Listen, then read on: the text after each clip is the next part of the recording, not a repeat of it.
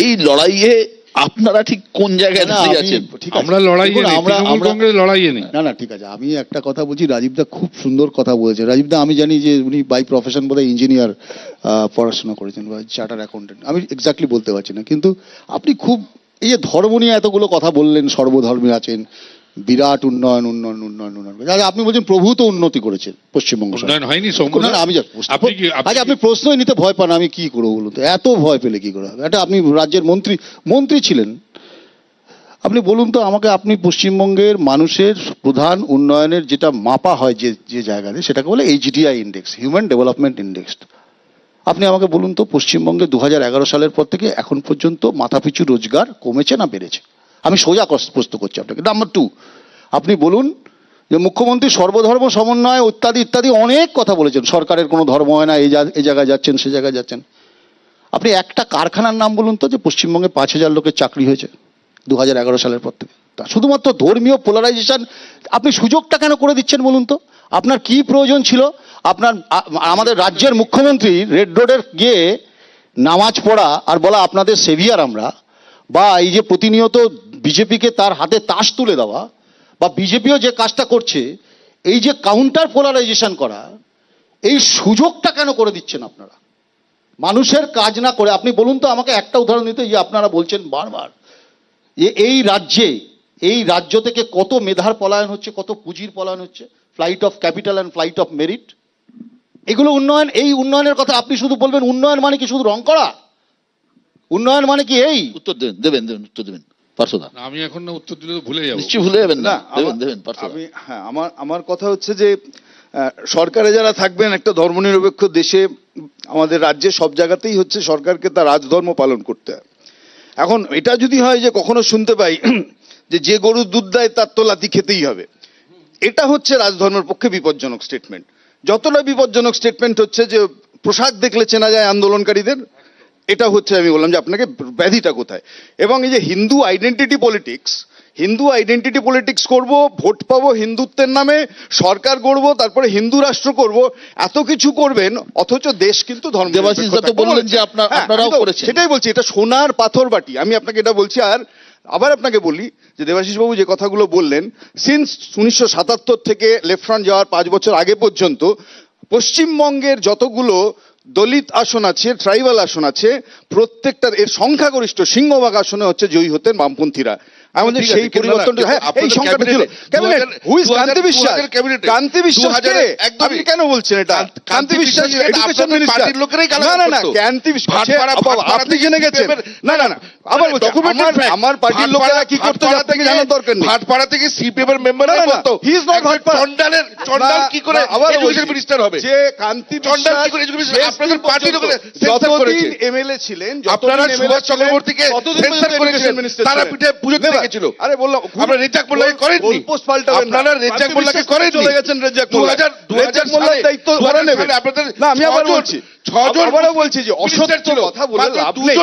আবারও বলছি যে এসসি এসটি সবচেয়ে বেশি। এই যে মরিচ ছাপির গল্প বললেন, মরিচ ছাপির গল্প বললেন, তো মানুষ কাদের নির্বাচিত করে গেছে দীর্ঘদিন, বছরের পর বছর? আপনাদের করা বিশ্ববৃক্ষ এখন রোপণ আপনারা করছেন, নতুন মডেল বিশ্ববৃক্ষের। এটা পশ্চিমবঙ্গ দেখেনি, আপনারা এই পশ্চিমবঙ্গ ছিল না। আমি বললাম যে ধর্মপ্রাণ মানুষ চিরকাল ছিল। না, ধর্মকে রাজনীতির সাথে মেলাইনি, ধর্মকে রাজনীতির সাথে মেলাইনি, ধর্মের নামে রাজনীতি করেনি, ধর্ম বিক্রি করেনি, আপনারা তো বিক্রি করছেন। আপনারা 100 বার করে আমি বলছি আবারও বিক্রি হচ্ছে। সুভাষ চক্রবর্তী ধর্ম বাজারে বিক্রি করা হয়। আমি বললাম ঘোষণা করা হয়। আপনারা না আপনি তো বলছেন, আপনারা তো বলুন সেল করছেন। আপনারা সুভাষ চক্রবর্তীকে সেন্সর করেছিলেন, তারা পিঠে পূজা দিয়েছে, তাতে আপনার কি? সুমন, এই যে অভিযোগটা দেবাশিসদা করছেন যে আপনারাই এখানে বিষবৃক্ষ তৈরি করেছেন, রোপণ করেছেন, আমি কোথায় একটা লেখায় পড়ছিলাম যে আমি মনে করতে পারছি না, যে কমিউনিস্টের জন্যই এখানে আস্তে আস্তে ভবিষ্যতে এই ধর্মের রাজনীতি বৃদ্ধি পেয়েছে, বা ওনার অভিযোগ। আমরা কি সত্যি আজকের পলিটিক্সে, আজকের দিন দাঁড়িয়ে 2025-এ দাঁড়িয়ে 2026-এর নির্বাচনের মুখে, এই যে রামনবমী রবিবার আছে, আমরা কি অ্যাভয়েড করতে পারি? আমরা কি এই যে ভালো ভালো কথা সৌম্যদা বলছেন বা পার্থদা বলছেন, এগুলো সত্যি ভালো কথা, কিন্তু বাস্তবে কি এটা সত্যি সম্ভব? দেবাশিস বাবুর তাত্ত্বিক একটা দিকের সঙ্গে আমি একমত যে আরএসএস একটা হচ্ছে মার্ক্সবাদী মানে মার্ক্সবাদী হিন্দু, আর সিপিএম হচ্ছে মার্ক্সবাদী আরএসএস। ঠিক আছে, আমি আমি আমি আমি আমি আপনি যখন বলছিলেন আমি এটা অন্যভাবে বলা যায়। আপনি যখন একজন বলছিলেন একজন চতুর কমিউনিস্ট, একজন চতুর ফাসিস্ট কমিউনিস্ট হয়, আর একজন আপনি যখন- বোকা ফাসিস্ট, বোকা কমিউনিস্ট ফাসিস্ট হয়। আপনি- এইভাবে আপ- বলতে হয়। আপ- আপনারা আপনি কোনটার যখন মধ্যে বলছেন- পড়ছেন এর মধ্যে? আমরা রাষ্ট্রবাদী, আমরা রাষ্ট্রবাদী, ঠিক আছে, ঠিক আছে। রাষ্ট্রবাদী। শুনি শুনি আপনি শুনি যখন বলছিলেন আমি বলছি। শুনি, হ্যাঁ।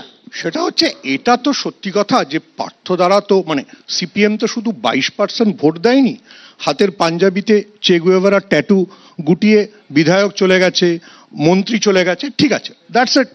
দেখ, সমস্যাটা হচ্ছে অন্য জায়গায়। যে সমস্যাটা আমি ভাবছিলাম কংগ্রেস বলবে বা রাজীব দাও বলতে পারেন, সেটা হচ্ছে যে এরা কেউ গান্ধী বা নেহেরুকে বিশ্বাস করেননি। এবার দেবজিৎ যেটা জানে না, দেবজিৎদের দলের একমাত্র মুসলিম এমপি যিনি মন্ত্রী হয়েছিলেন, এমজি আকবরের একটা অসাধারণ বক্তৃতা ছিল। সেটা হচ্ছে, এটা তোর মূল প্রশ্নের উত্তর, সেটা হচ্ছে যারা ভারতবর্ষের স্বাধীনতার সময় যে দুজন ধর্মকে বিশ্বাস করত, তারা ভারতবর্ষের দেশভাগের বিরোধিতা করেছিলেন, মহাত্মা গান্ধী আর মৌলানা আবুল কালাম আজাদ। আর যে দুজন ধর্মকে বিশ্বাস করতো না, জিন্না নেহেরু, তারা দেশভাগটাকে মেনে নিয়েছিলেন। এবার সমস্যা হচ্ছে, তবু নেহেরুর তো একটা পলিসি ছিল, তিনি পাঠাননি, মানে সোমনাথ মন্দিরে রাজেন্দ্র প্রসাদকে যেতে দেননি। এই যে তুমি যখন ছোটবেলা থেকে পার্থ দ্বারা যে মানে ছোটবেলা থেকে গান্ধী বিরোধিতা দিয়ে যে উদ্বাস্তুদেরকে উদ্বুদ্ধ করেছেন, তারা পরবর্তীকালে দেবজিৎদের কথায় সাভারকারের দলকে চলে গেল। তারা তো অহিংসা শব্দটার সাথে পরিচয় হলো না। এটা হচ্ছে তাত্ত্বিকতা প্রবলেম। মানে সেদিক থেকে দেবাশিস বাবুরা রাইট, কিন্তু দেবাশিস বাবুরা যখন মনে করেন, মানে এটাতে আমি মানে বিস্মিত হয়ে প্রায় পড়ে যাচ্ছিলাম।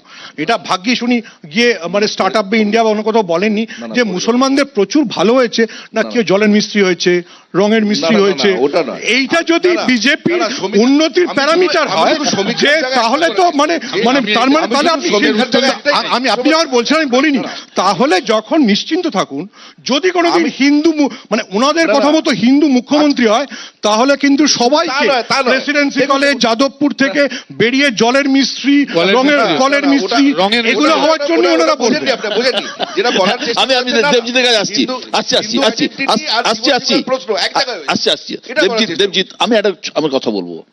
আমার বাড়ি হাওড়ায় এবং রামরাজাতলা বলে একটা জায়গা।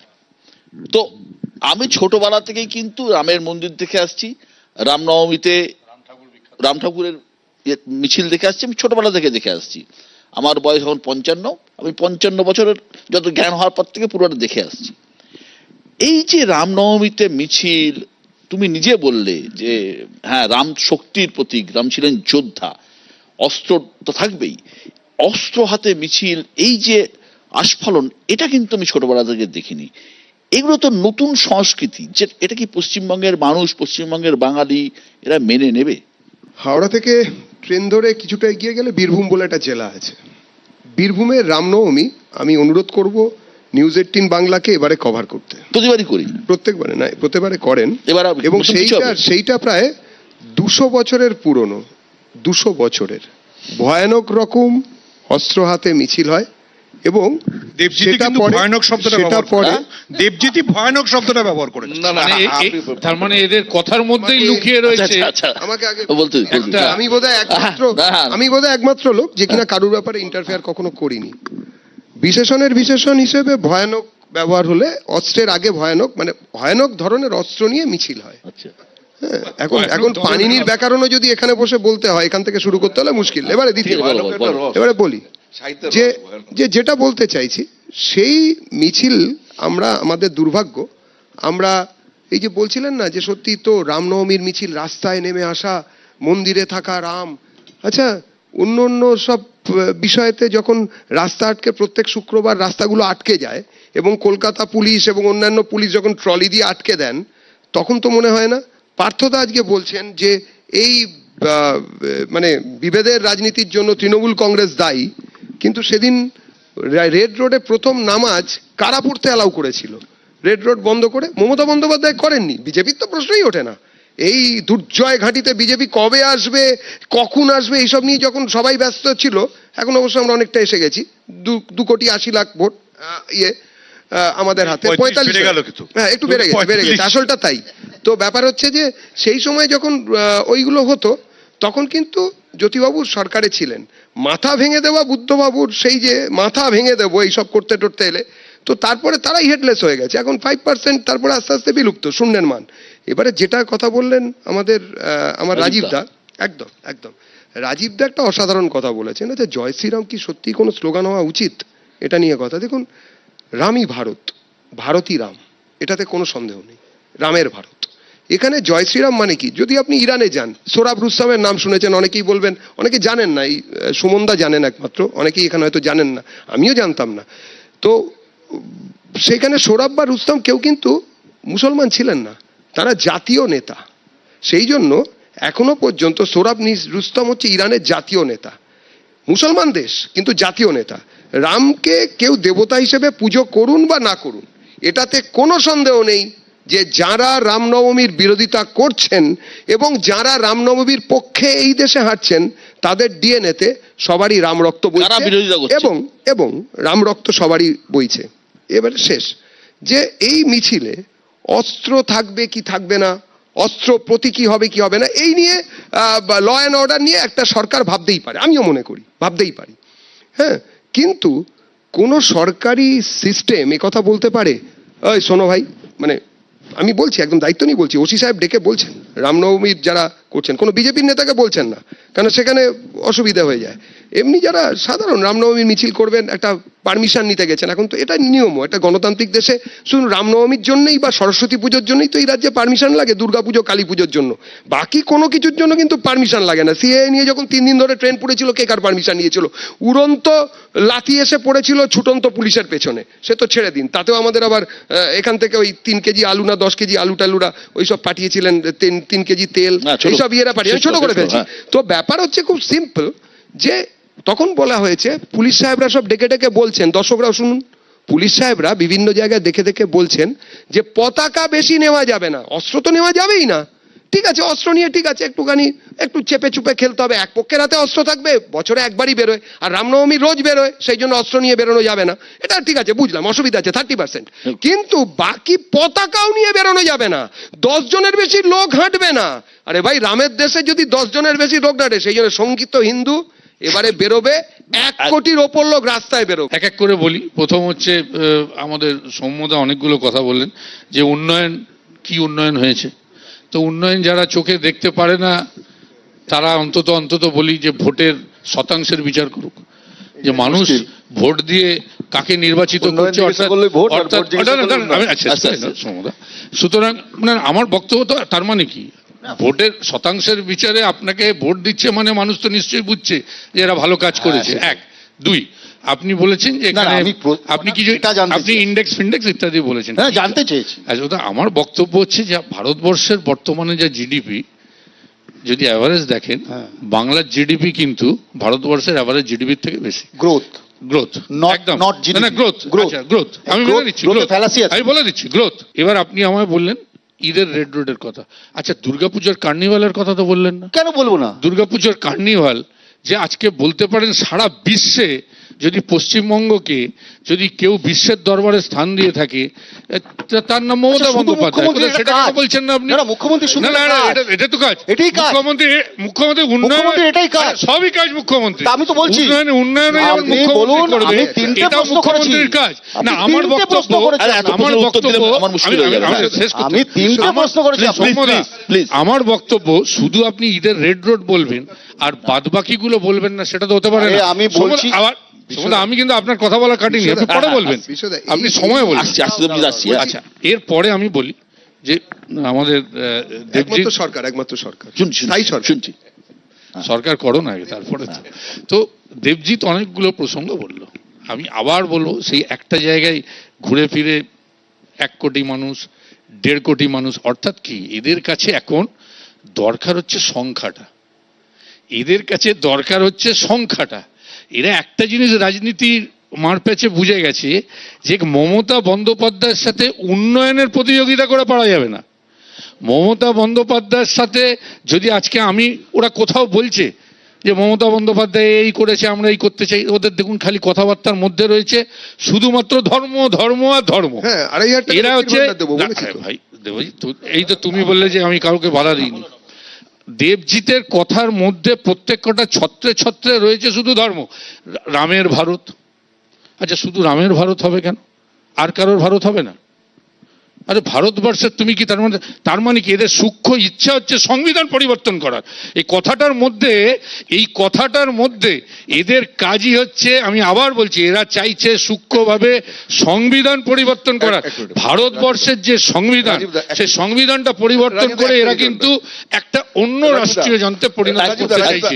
সুতরাং এই জায়গাটা হচ্ছে না আমার বক্তব্য, এটা সাবধান করতে হবে দর্শকদের। ও উদ্ধৃত করেছে, আমি দর্শকদেরকে সাবধান যে এরা যে সূক্ষ্ম পরিকল্পনা নিয়ে এগোচ্ছে, দয়া করে আমি বলবো ভারতীয় জনতা পার্টি এবং রাষ্ট্রীয় স্বয়ংসেবক সংঘ বর্তমানে যারা এখন বিজেপিকে বকলমে সাহায্য করছে, তাদের পাতা ফাঁদে দয়া করে পা দেবেন না। তাহলে আগামী দিনে এই ভারতবর্ষ শেষ হয়ে যাবে। এই প্রসঙ্গে রাজীব দা, আপনি শাসক দলকে রিপ্রেজেন্ট করছেন, সেই জন্য মানুষের একটা প্রশ্ন শুনতে হবে আপনাকে। সেটা হচ্ছে, আপনি ঠিকই বলেছেন সবকিছু, শুধু রামের কেন হবে, সবারই হবে। এই যে বীরভূমের প্রসঙ্গ হলো, বীরভূমে গত 5 বছর আপনি জানেন 300-র উপরে দুর্গাপুজো বন্ধ হয়েছে এবং নলহাটিতে বন্ধ হয়েছে। প্রণব মুখোপাধ্যায়ের ওনার গ্রামের দুর্গাপুজো বন্ধ হয়েছে, ওনার বাড়িটা হচ্ছে, কিন্তু আশেপাশে দুর্গাপুজো বন্ধ হয়েছে। 300 দুর্গাপুজো কেন বন্ধ হলো? 300টা দুর্গাপুজো কে বলেছে? এখানে কারা চাই বলুন তো? আমরা তো চাই তথ্য। আমি বলছি মমতা বন্দ্যোপাধ্যায়, মমতা বন্দ্যোপাধ্যায় এমন একজন রাজনৈতিক নেতা এবং আজকের বর্তমানের মুখ্যমন্ত্রী বাংলার, যিনি, আমি আপনাকে বলছি, যিনি সর্বধর্মের জন্য চেষ্টা করেন। কোথায় কি বন্ধ হয়ে গেছে? দাঁড়ান, আপনি এইগুলো আজকে এইরকম বিতর্ক সভায় এসে আপনি এখন একটা 300 বলে দিলেন। এবার 300টাকে আমি তত দেবো, আমি রেফারেন্স দেবো, আমি আপনাকে বলি যে এই পশ্চিমবঙ্গে যা বিগত দিনের বাম আমলে যা দুর্গাপুজো হতো, যা কালী পুজো হতো, আমি আসছি বেশি পুজো এখন। পার্থদা, এই যে হুঙ্কার, দেবজ্যোতি বলে 1 কোটি লোককে রাস্তা নামতে হবে, অস্ত্র মিছিলের ডাক, যাই বলি না কেন, এটা তো স্পষ্ট একটা উস্কানি। এই যে আইন শৃঙ্খলা, ল অ্যান্ড অর্ডার যদি বিঘ্নিত হয়, দায় কার? দায় কে নেবে? না, আমি বলছি যে দেখুন, যে ডাক দিচ্ছে প্রাথমিক দায়িত্ব তাকে নিতে হবে। এবার মুশকিলটা হচ্ছে আগ্রাসী রাজনীতি বলতে যা বোঝায় না, এই যে 1.5 কোটি বা 1 কোটি মানুষ রামনবমীর দিন নামবে, এর ভেতর একটা হাইপোথিসিস আছে ইন্টারেস্টিং, যে যারা নামবে তারা প্রত্যেকে হিন্দু, তারা সবাই রাম ভক্ত, তারা IPL এ সবাই KKR কে সাপোর্ট করবে, তারা সবাই ভেজ খায়, অতএব তারা সবাই বিজেপির ভোটার। আমি বলছি যে এই যে সব কিছুকে এক লাইনে নামিয়ে আনা, অর্থাৎ হিন্দু মানেই রামভক্ত, রামভক্ত মানেই রামনবমীতে নামবে, রামনবমীতে মানেই তারা বিজেপির ভোটার, এই যে একটা হোমোজিনিয়াস পলিটিক্স, এক চেনের পলিটিক্স, এটা ওরা করতে চায়। এরা ভারতবর্ষের কোথাও বুঝতে ভুল করছে। দাঁড়ান, আমি বলিনি, আপনার কথার সময় বলি। দুই হচ্ছে যে রামনবমী হচ্ছে হোয়াট অ্যাবাউট রাম রাজ্য? এত কথা তো চলছে যে এখানে কেন্দ্রে 10 বছরের ওপর সরকার প্রতিষ্ঠিত হয়েছে, ইজ রামরাজ এখানে তৈরি হয়েছে, যেটা যে 2 কোটি মানুষের চাকরি দেবে বলেছিল। আপনি হিসাব করে দেখুন, তার মধ্যে 1,60,00,000 লোক হচ্ছে হিন্দু, বছরে তাদের চাকরি পাওয়ার কথা। Did they get job? পাইনি। ইন্ডাস্ট্রি হয়নি, স্বাস্থ্য হয়নি, কৃষক, সংখ্যাগরিষ্ঠ হিন্দু যারা হচ্ছে আজকে কৃষক আন্দোলন করেছে ওখানটা দাঁড়িয়ে, তাদেরকে লাথি মেরে দাঁড়িয়ে দিয়েছে এই সরকার। আমি বলছি যে এরা হচ্ছে যে হিন্দুত্বের কথা বলছে। আমি বলছি যে আমি এই কারণে বলছি, রাম রাজ্য বলতে যা বোঝায় এরা তার পক্ষেও না। আমি বলছি এরা চায় যে রাম নামকে ব্যবসায়, ভোটের ব্যবসায় ব্যবহার করতে। আমি বলছি যদি বিজেপি যে মাঠে সিদ্ধহস্ত, আমি আপনাকে সেটা বলবো যে তৃণমূল যদি সেই একই মাঠে খেলতে নামে, একই জুতো পরে খেলতে নামে, তাহলে বিজেপিকে আটকানো কিন্তু আরো কঠিন হয়ে যায়। ফলে ওখানে দাঁড়িয়ে জগন্নাথ মন্দির দিয়ে অযোধ্যার রাম মন্দিরকে কাউন্টার করা যায় না।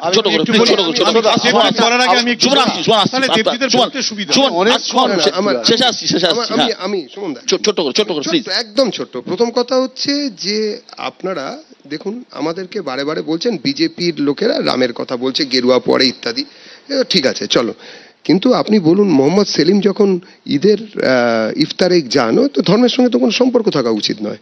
যখন যাদবপুরে অধ্যাপক বলে বলছি, যাদবপুরে একবার রামনবমীর একটা ওরা পালন করবে বলে বলেছিল, এখন মঞ্চবেদে ইফতার করলে ওনারা সেখানে পারমিশন দেন, ওখানে পারমিশন দিয়ে উইথড্র করলো, কেন করলেন? কেন যাদবপুর ছোট, ছোট, ছোট। এক নম্বর কেন করলেন এটা কেন করলেন?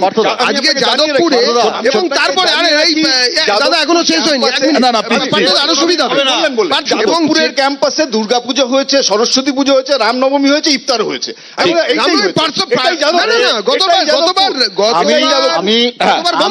আমি অত্যন্ত বিনয়ের সঙ্গে বলো। যেহেতু রাজ্যের মন্ত্রী ছিল হ্যাঁ। তাই তাকে 3টা প্রশ্ন করেছিলাম। উনি অনেক শেষ করো, কথা শেষ করো, আমি অনেক শেষ কথা করো। বলেছেন, কিন্তু উনি আমার উত্তর 3টা কিন্তু দেয়নি। কেন এই রাজ্য থেকে পরিযায়ী শ্রমিক বেশি, কেন এই রাজ্যে মাথাপিছু রোজগার বেশি, আর উনি যে জিডিপির কথা বলছেন, হ্যাঁ সেটা জিডিপি, কিন্তু গ্রোথ পার্সেন্টেজে ভারতবর্ষের মধ্যে সব থেকে বেশি। গ্রোথ পার্সেন্টেজের ফ্যালাসির কথা বলতে গেছিলাম, যেটা 1 থেকে 1 আমি একটা যদি বাড়ে প্রশ্ন 100% হয়। শুক্রবার ধন্যবাদ, ধন্যবাদ, না, না, এই please, যে please, কথাটা বলছে, আগামী রবিবার যদি রামনবমীর মিছিল না হয় রামনবমীর মিছিল এখন তুলবে না, এ রাজ্যে আমি আমি বারবার সুমন বলছি, সুমন এই যে চরম হিন্দুত্ব, নরম হিন্দুত্ব, এই যে মাঝখানে বিজেপি ভোটের হিন্দুত্ব, এই এত হিন্দুত্বর মাঝে সত্যি যে আগামী রবিবার একটা তো ঘটনা যে রামনবমী একটা বড় উৎসব, সেই উৎসবকে কেন্দ্র করে রাজনীতির রং চড়াভাবে লেগে গেছে। আমরা ঠিক কোন জায়গায় দাঁড়িয়ে আছি, ভবিষ্যৎটাই বা কি, এবং 2026-এর ইম্প্যাক্ট কতটা? দেখ, ভারতবর্ষে ধর্মনিরপেক্ষতা মানে তো ধর্ম বাদ দিয়ে নয়। একদম যখন পার্থ দ্বারা 34 বছর পশ্চিমবঙ্গে শাসন করেছেন, প্রায় সব বড় দুর্গাপুজো কংগ্রেসের নেতাদের ছিল। তোরও মনে আছে, সুব্রত মুখোপাধ্যায় পুজো করতেন, অমুক জায়গায় সোমেনদা পুজো করতেন। সোমেনদা পুজো করতেন, সবাই। সবাই। কোনোদিন কলকাতা শহরে দেখা গেছে যে দুর্গাপুজোর জন্য সুব্রত মুখোপাধ্যায় হোর্ডিং দিচ্ছেন, বা কংগ্রেসের যিনি যে প্রদেশ সভাপতি তিনি হোর্ডিং দিচ্ছেন, বা সোমেন মিত্র হোর্ডিং দিচ্ছেন যে আমার কালী পুজো? তাহলে কেন হোর্ডিং দিয়ে বলতে হচ্ছে রামনবমী? তার মানে হচ্ছে যে তুমি ধর্মের জন্য বলছো না। বিজেপির জোট সঙ্গী চিরাগ পাসওয়ানের একটা ভিডিও খুব ভাইরাল হয়েছে। চিরাগ পাসওয়ান দলিত নেতা, দেবাশিস বাবু যে আইডেন্টিটির কথা বলছিলেন, রামবিলাস পাসওয়ানের ছেলে, তিনি বলেছেন যে আমি কপালে তিলক কাটবো না কে খাবো, এইচডুবি খাবো না। করবে সেইটা আমার ব্যক্তিগত বিষয়। এবং রাজীব দাকে আমি একটু কাটবো, আমি অতটা নিরপেক্ষ নেই। আমার পকেটে বিশ্বাস করুন রামের ছবি আছে, রোজ বাজারে যাই, রোজ বাজারে গিয়ে রামের ছবি দেখাই এবং ভাবি যে দেবাশিস বাবুরা যেটা বলেছেন, অন্তত বাজারওয়ালা যদি মুসলমান হয় মনে আমাকে রাখলে হবে, সস্তায় দেবে, পকেটে নয়। কিন্তু তাও দেয় না। রামকে মনে রাখুন, মনের মধ্যে এটা রাখুন। তো আমরাই রামকে বলেছি। মনের মধ্যে। যতই আমরা ধর্মনিরপেক্ষতার কথা বলি, যতই আমরা নানা কথা বলি, ধর্ম বনাম উন্নয়ন এটা কথার কথা, কিন্তু ধর্মকে বাদ দিয়ে সত্যি রাজনীতি হবে বলে অন্তত আমার মনে হয় না। এবং রাজনীতির সেই বল ইতিমধ্যেই গড়াতে শুরু করেছে। আমাদের একটাই আবেদন যে রামনবমী হোক, উৎসব হোক, কিন্তু কোনো অশান্তি যেন না হয়, এটুকুই দেখা, এটুকুই রাজনৈতিক দলগুলির কাছে, এটুকুই আমাদের আবেদন থাকবে। সবাই ভালো থাকবেন, সুস্থ থাকবেন। অনেক অনেক ধন্যবাদ এখানে আসার জন্য।